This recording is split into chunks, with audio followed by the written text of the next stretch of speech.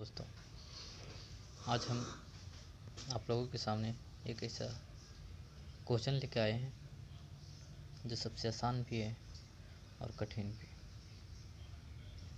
Solve करते हैं। पहले क्वेश्चन लिखते हैं, क्वेश्चन क्या है जिसको सॉल्व रीड करेंगे।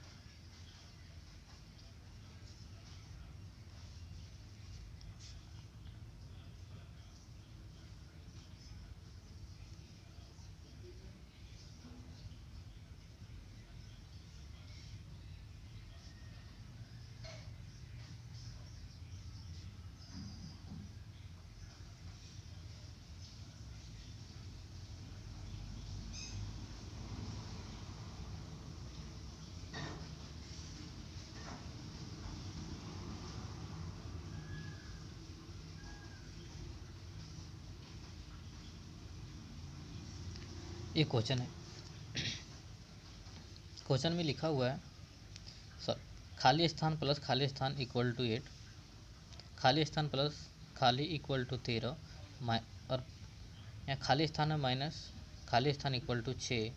अब क्या करना है, इस खाली स्थान में दो संख्या भरना है। ऐसी दो संख्या भरना है जो प्लस करने पे 8 आए, और ऐसी दो संख्या भरना है जो प्लस करने पे 13 आए, और ऐसी दो संख्या भरना है जो माइनस करने पे 6 आए और प्लस करने पे 8 आए। तो हम किस तरह भरेंगे, जो सबसे आसान तरीका।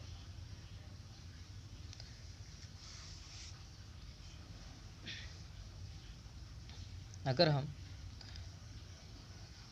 4 + 4 लिखते हैं, अगर इस जगह पे मान लीजिए साइड में थोड़ा सा इस खाली स्थान पे अगर 4 भरते हैं और इस पे भी 4, तो 4 4 इक्वल टू 8 होता है।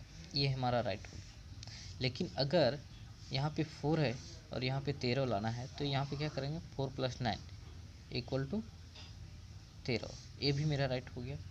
लेकिन अगर यहाँ पे 4 है और यहाँ पे कितना भरेंगे, जो 8 आएगा, तो यहाँ पे भरने के बाद प्लस अगर 4 करते तो यहाँ 8 आता है। लेकिन यहाँ पे 9 और 4 को अगर माइनस करते हैं तो 6, ये नहीं आता है। यहाँ पे रॉन्ग हो गया। इसलिए क्या, अगर हम एक एक डिजिट करके अगर बैठाते रहेंगे तो पूरे दिन निकल जाएगी। फिर भी सही भी हो सकता है, गलत भी हो सकता है। इसलिए सबसे आसान तरीका से हम सॉल्व करते हैं इसको। क्या करते हैं,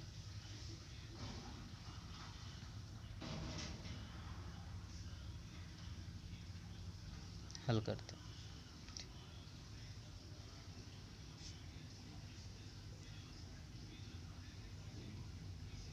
हम सभी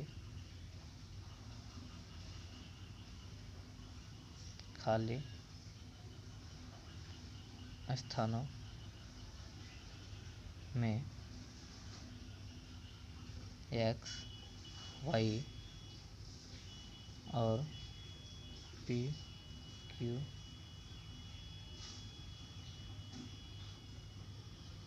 मान लेते हैं। सभी खाली स्थानों में हम क्या करते हैं, x और y और p का मान लेते हैं। यहाँ पे x, y, p, q। इसलिए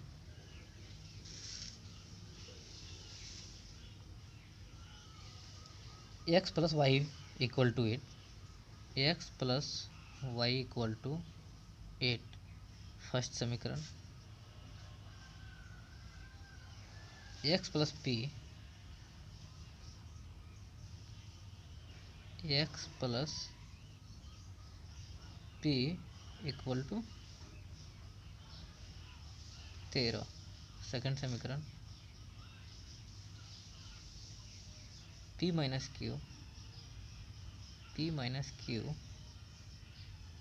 = 6 थर्ड समीकरण। y + q =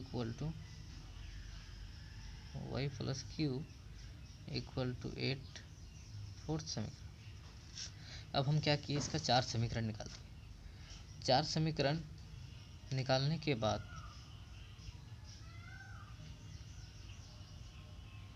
अब दो ऐसे समीकरण लेना है जिसमें हम क्या करेंगे, घटाएंगे।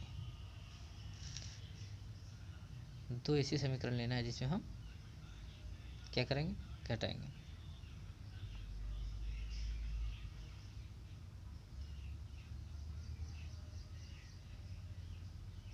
फर्स्ट समीकरण मानते हैं x प्लस वाई, और दूसरा समीकरण लेते हैं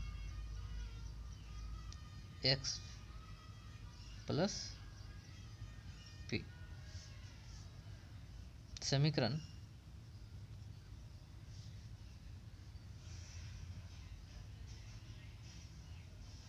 फर्स्ट को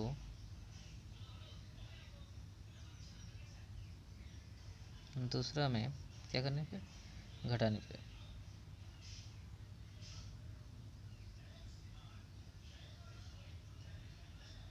घटाने पर समीकरण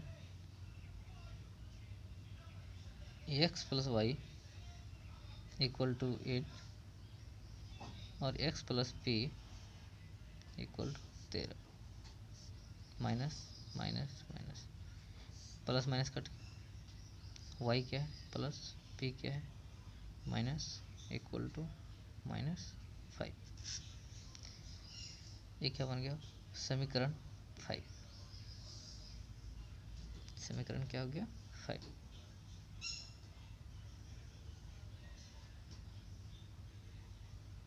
इसलिए समीकरण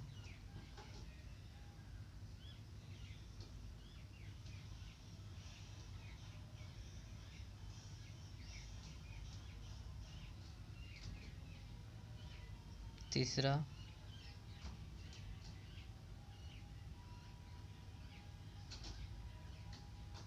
और चौथा,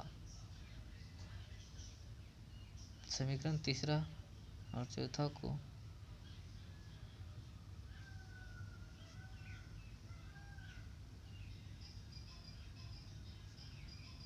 जोड़ने पर तीसरा समीकरण है p minus Q equal to 6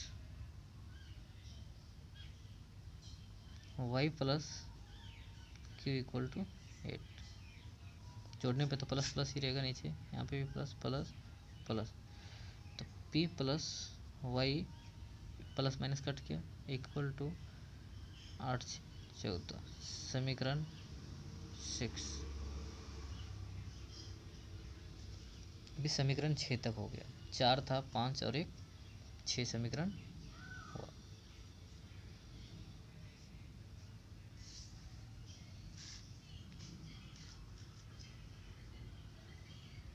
अब यहाँ पे देखते हैं हम लोग कि पांचवा और छठा समीकरण क्या है, सेम है। तो इसको क्या करते हैं, y plus P equal to 14 लिखते हैं, क्योंकि सेम ही आएगा। इसलिए समीकरण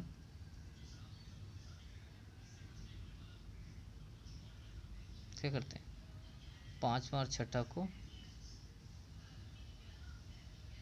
जोड़ने पे समीकरण पांचवा और छठा को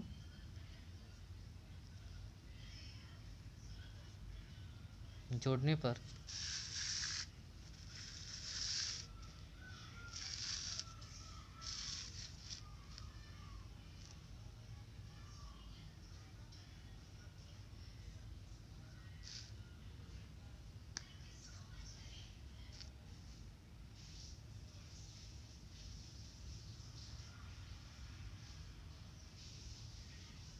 पांचवा समीकरण है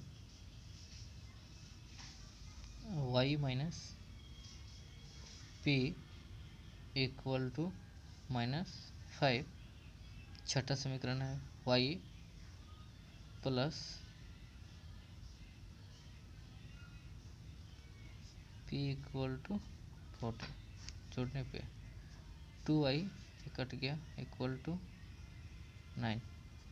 y बराबर 9/2 इक्वल टू 4.5। y का मान निकला, इसलिए y का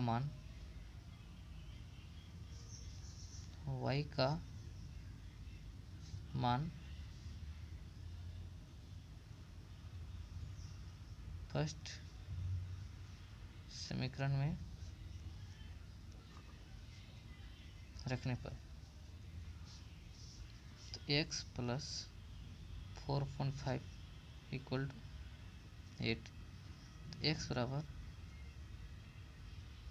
8 माइनस 4.5 इक्वल टू कितना बचेगा 3.5। x का मान निकल गया, y का मान भी निकल गया। अब क्या निकालना है, p और q का मान निकालना है, p और q का मान। x का मान समीकरण दूसरा में रखने पर तो x का मान कितना है 3.5 प्लस p इक्वल टू 13, तो p बराबर 13 माइनस 3.5, p बराबर कितना है 9.5, 9 एक 10 और 3 13, p का मान। अब क्या निकालना है, q का मान। x का मान निकल गया, y का मान निकल गया और p का मान निकल गया। अब p का मान समीकरण तीसरा में पुट करने पर p का मान तीसरा में रखने पर p का मान तीसरा में रखने पर तो p का मान कितना है 9.5 minus q equal to 6 minus q equal to 6 minus 9.5 minus q equal to 2.5, क्या होगा माइनस होगा, माइनस माइनस कट गया तो q equal to 2.5। x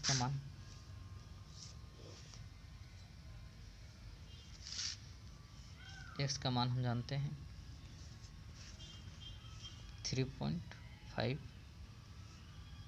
y का मान हम जानते हैं 4.5, p का मान जानते हैं 9.5 और q का मान जानते हैं 2.5। ये हमारा आंसर था। ओके दोस्तों, थैंक यू।